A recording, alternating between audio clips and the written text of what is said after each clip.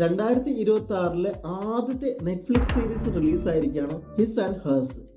ഈ സീരീസ് കാണണോ വേണ്ടയോ എന്നറിയുന്നതിന് മുമ്പേ ചാനൽ ഒന്ന് സബ്സ്ക്രൈബ് ചെയ്തേക്കും. പേര് പോലെ തന്നെ 3 കാഴ്ചപ്പാടിൽ കൂടെയാണ് സീരീസ് കൊണ്ടുപോകുന്നത്. ഒന്ന് നടന്റെ കാഴ്ചപ്പാട്, ഒന്ന് നടിയുടെ കാഴ്ചപ്പാടും, പിന്നെ ഇതിലെ സത്യം എന്താണെന്നുള്ളൊരു കാഴ്ചപ്പാടും. ഒരുപാട് ട്വിസ്റ്റുകൾ നിറഞ്ഞ 6 എപ്പിസോഡുള്ള ലിമിറ്റഡ് സീരീസ് ആണ് ഇത്.